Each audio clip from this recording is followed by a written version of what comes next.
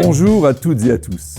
Bienvenue dans ce nouvel épisode de Conversation où on plonge dans le quotidien de celles et de ceux qui s'engagent pour un monde plus juste et plus solidaire. Dans Conversation, j'ai le plaisir d'accueillir des personnalités engagées du monde associatif soutenues par le dividende sociétal de Crédit Mutuel Alliance Fédérale. Nous parlons d'engagement, de mission, de défis, un moment d'échange pour remonter le fil de leur vie et comprendre ce qui a façonné leurs idées et motivé leurs combats. Aujourd'hui, nous avons le plaisir d'accueillir Aurélien Lermite, cofondateur de Fratrie. Fratrie qui est un projet de co-living inclusive, en bon français, d'habitat partagé, qui permet à des jeunes actifs, d'accéder à un logement moderne et bien placé. Avec le petit truc en plus, puisque les maisons Fratrie accueillent également des colocataires en situation de handicap mental. C'est un projet qui porte les valeurs du vivre ensemble en faisant de nos différences une chance. Aurélien, en préparant cette émission, je vous ai demandé de venir avec un objet qui symbolise votre activité au sein de Fratrie. Quel est-il ? Alors je suis venu avec une photo dessinée au crayon par un papa d'un jeune en situation de handicap et que j'ai encadré. Puis j'espère que vous pourrez la mettre dans votre bureau. En fait, cette photo, c'est la photo de la première maison Fratrie à Nantes que nous avons ouverte grâce à vous. Sans vous, on ne l'aurait jamais ouverte.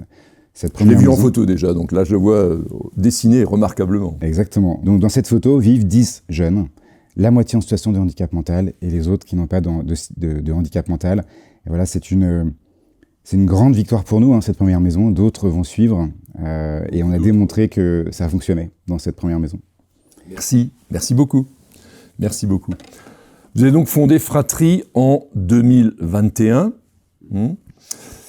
Bon, vous avez un peu de recul maintenant. Quel est le premier constat que vous pouvez faire concernant la situation des jeunes porteurs de handicap ou non porteurs de handicap qui sont actifs, qui aujourd'hui doivent trouver un logement ?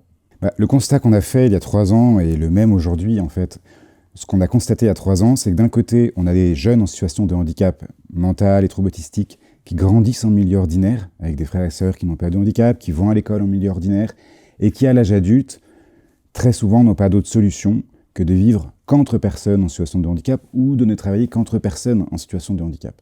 Et donc ça génère chez ce public de la solitude, de l'isolement. Ils sont aussi rarement en cœur de ville, donc pour l'inclusion, c'est pas évident. Et cet isolement, cette difficulté à accéder au cœur de ville, les jeunes qui n'ont pas de handicap, ils ont exactement les mêmes problèmes. Voilà, donc, et qui ont le même âge. Aujourd'hui, un jeune sur 3 en France souffre de solitude. Ils ont tous du mal à se loger parce que le foncier, sur les dernières années, a pris énormément en termes de valeur, donc c'est compliqué de se loger. Et pour eux, on innove. C'est pour ça qu'on parle de co-living, puisque c'est un vrai produit immobilier qui nous vient des États-Unis. C'est une manière de vivre ensemble qui répond notamment à l'attente des jeunes actifs, donc entre 25 et 35 ans. Et donc nous, on s'est dit, mais ces deux publics, ils ont tout pour vivre ensemble.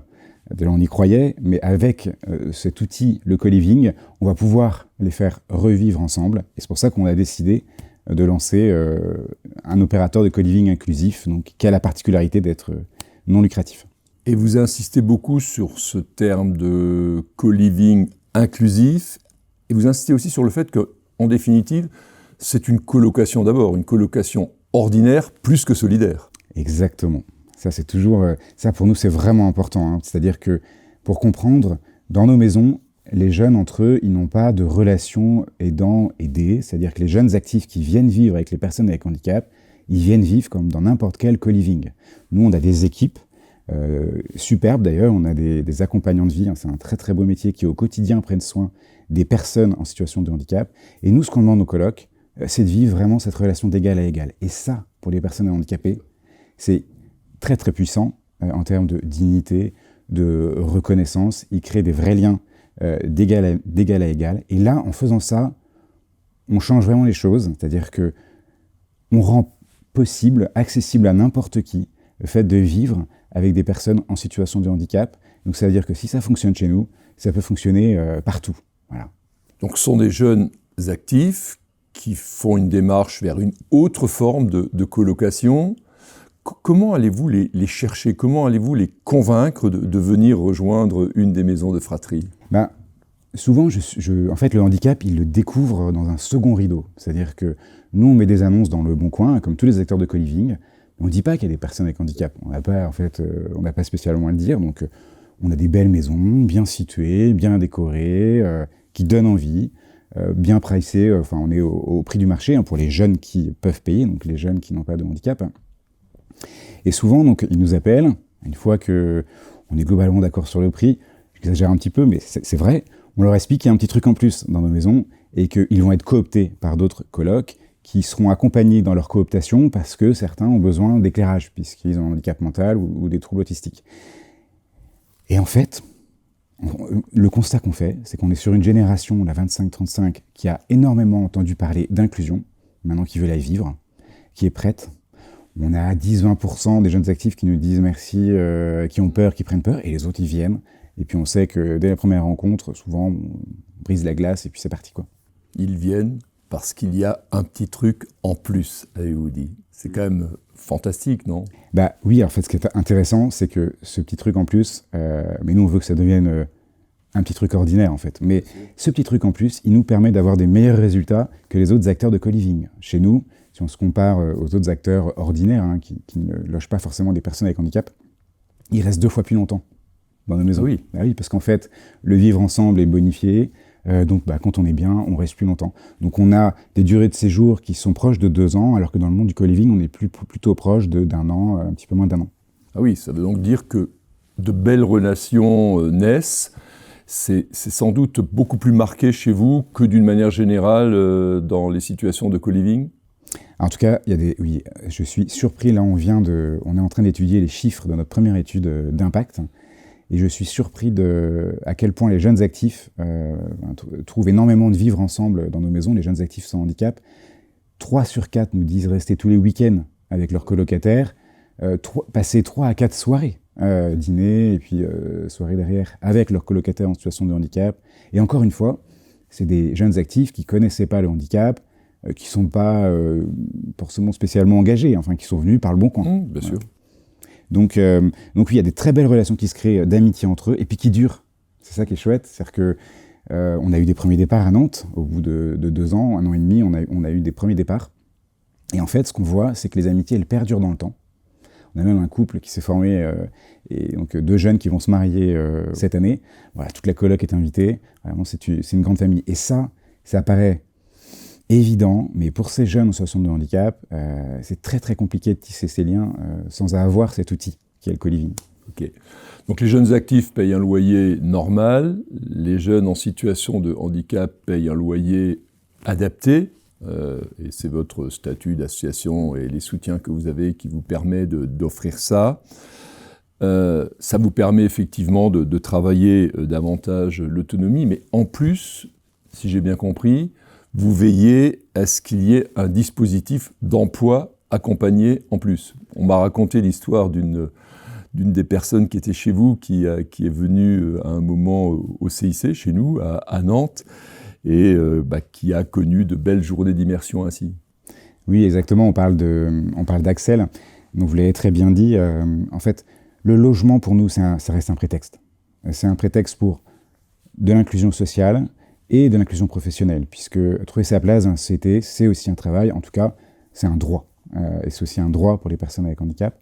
Axel, elle avait 3 envies, 3 projets pro. C'est des jeunes qu'on connaît 18 mois à 2 ans avant l'ouverture, donc on a le temps de préparer, les accompagner. Le premier, c'était de travailler dans un poney club, parce qu'elle aimait le poney, donc on lui a trouvé un stage d'1 mois comme palefrenière. Bon, elle nous a vite dit qu'elle préférait le côté poney que palefrenier, mais elle a fait son stage pendant un mois. Le deuxième, elle nous parlait beaucoup de secrétariat, d'accueil. Donc là, on a sollicité le CIC Ouest, qui ont accueilli Axel aussi en stage pendant, je crois, une petite semaine. Alors, je suis désolé, mais elle nous a dit non, finalement, c'est pas mon truc. C'est bien, elle a pu tester, elle a pu voir ce que c'est. Exactement. Et c'est ça l'idée, c'est qu'il faut arrêter de...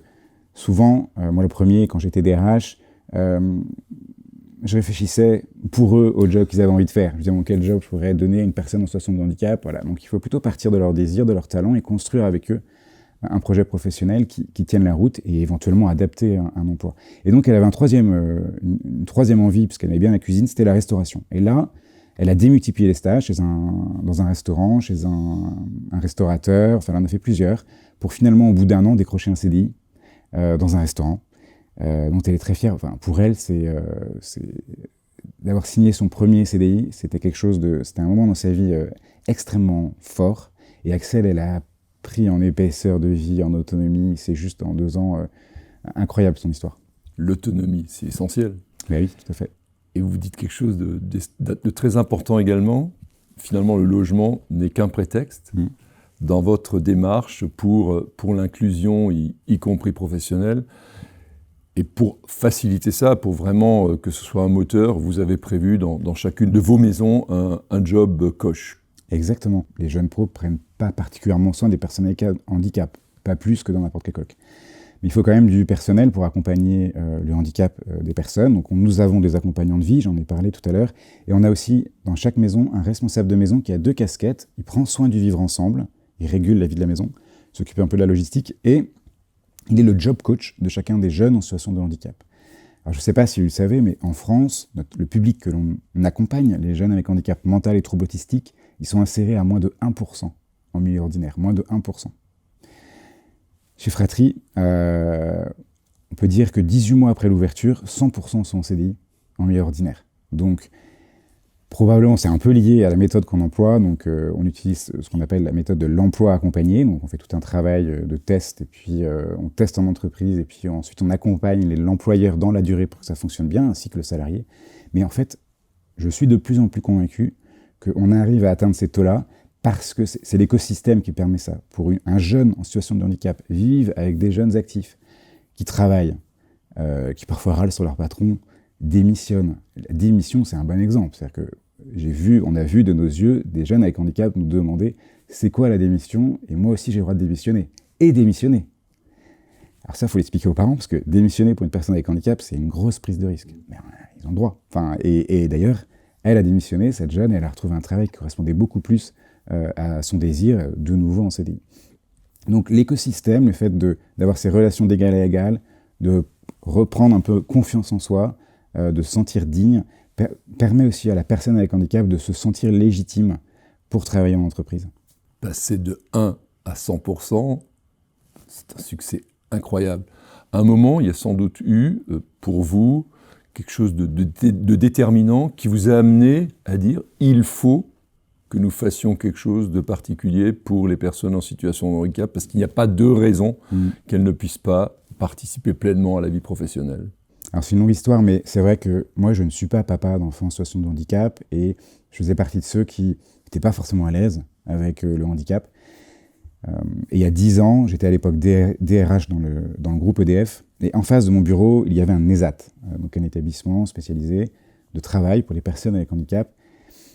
Et au bout de 15 jours, donc je venais d'être muté, je sors de mon bureau, et là je croise sur le trottoir d'en face une jeune fille trisomique avec qui j'avais grandi petit. Donc je ne l'avais pas vue depuis 15 ans. Donc elle me reconnaît, on se salue, et j'invite à déjeuner, j'invite au restaurant 15 jours après. Et on se raconte nos vies. C'était une période de ma vie où moi, je me posais pas mal de questions.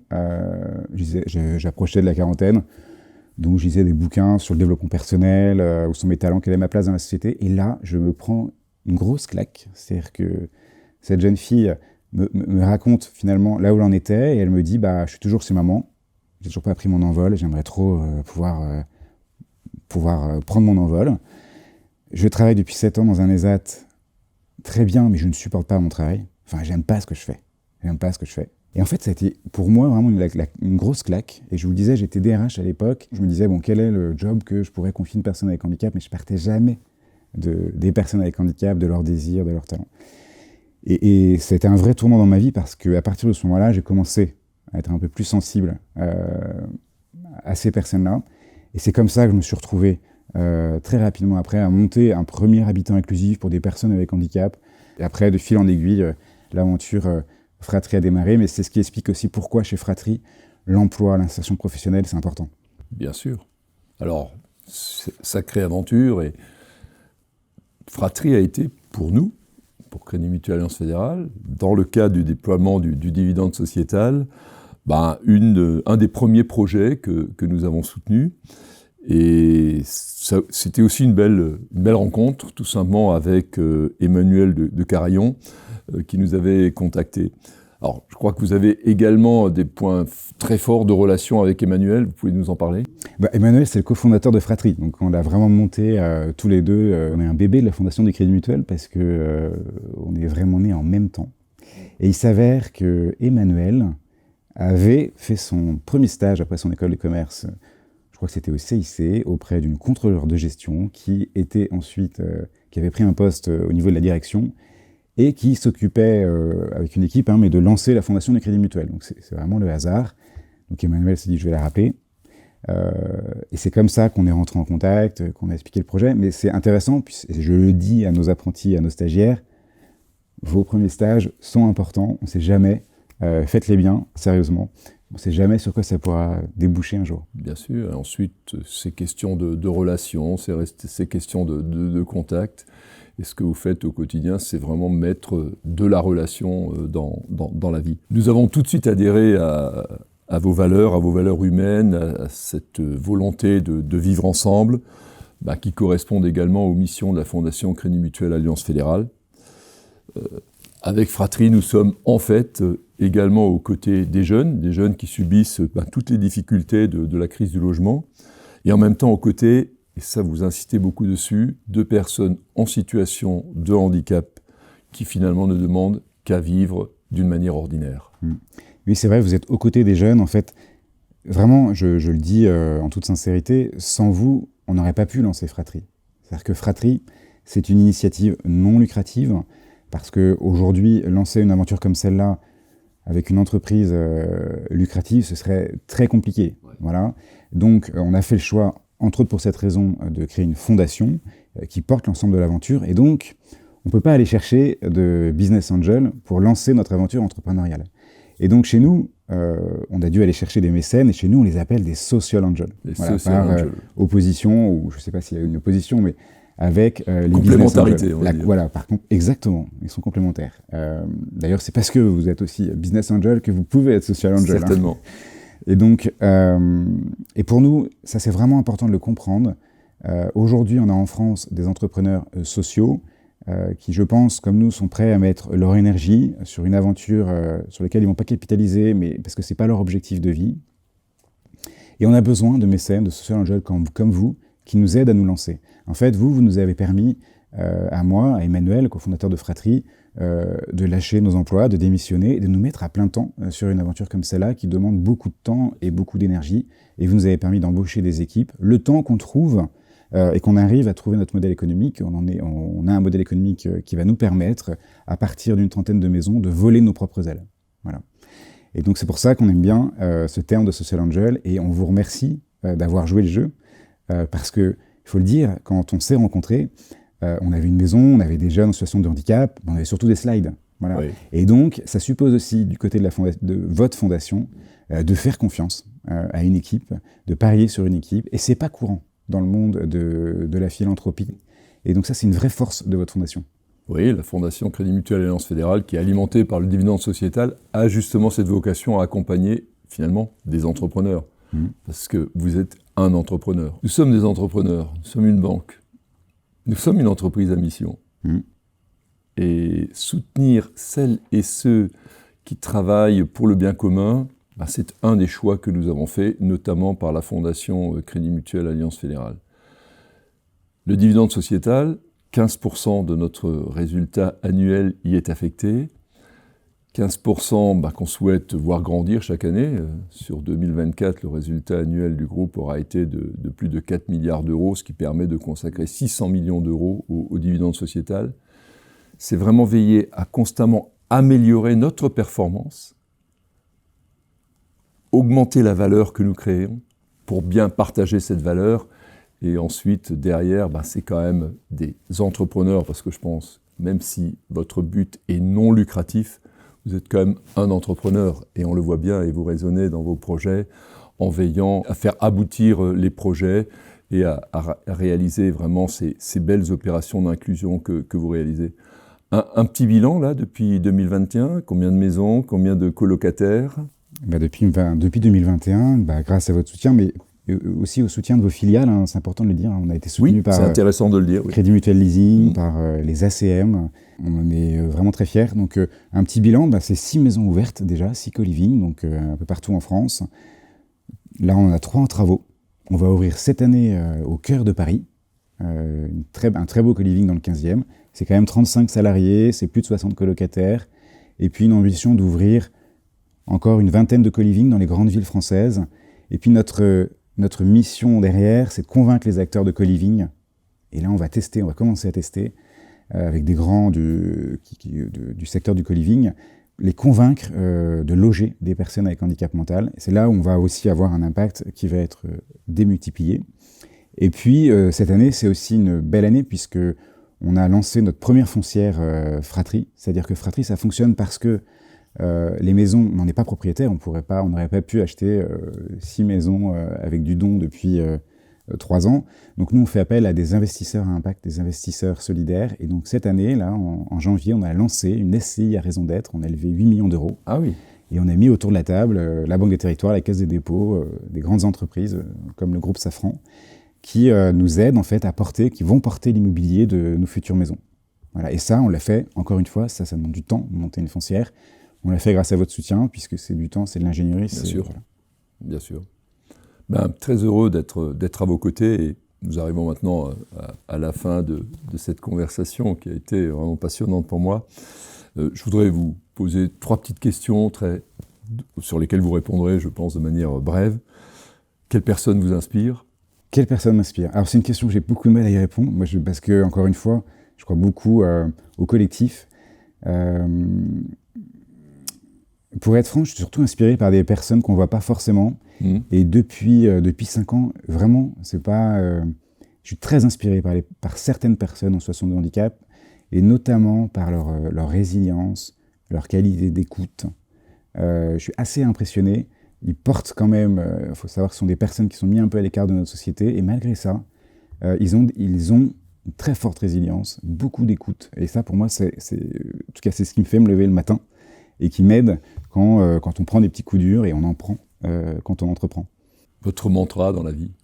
Alors là, j'en ai plusieurs, mais peut-être pour rester Fratrie, notre mantra, c'est intelligence collective et coopération. Et c'est vrai que Fratrie, c'est un bon exemple. On a réussi à fédérer des jeunes actifs avec et sans handicap, des mécènes comme vous, des investisseurs, des propriétaires solidaires, des financeurs publics. Donc chacun prend sa part. Et puis derrière les financeurs publics, il y a des citoyens qui payent leurs impôts. Moi, je suis fier de payer mes impôts en France, et je le redis parce que grâce à ça, nous aussi, on est fiers de payer nos impôts en France. Grâce à ça, ils peuvent être accompagnés, les personnes en situation de handicap, au quotidien par les départements.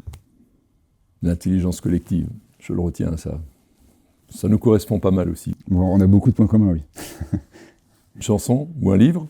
Un livre peut-être, c'est un livre qu'on remet à tous les salariés et tous les accompagnants de vie qui rentrent chez Fratrie, qui a été écrit par un anthropologue qui s'appelle Jean-Charles Gardou, qu'on aime beaucoup. Ce livre s'appelle « La société inclusive, parlons-en ». Voilà, donc j'en fais la promotion. Je ne l'ai pas rencontré, mais on dévore son bouquin et on le remet à toutes les équipes. C'est vraiment pour nous un bouquin phare dans l'histoire de Fratrie. Très bien. On va peut-être proposer à nos auditeurs les détails de cet ouvrage en post-scriptum. Merci beaucoup Aurélien d'être venu à nous. Nous avons passé, je crois, un bon moment. En tout cas, j'ai passé un bon moment dans cette conversation. Et nous allons continuer à vous suivre, à suivre la création de ces maisons. Et j'espère que nous aurons l'occasion de participer à de nombreuses autres inaugurations. Plein succès à vous. Plein succès à ces initiatives d'inclusion extraordinaires que vous réalisez. Merci beaucoup. Merci Daniel.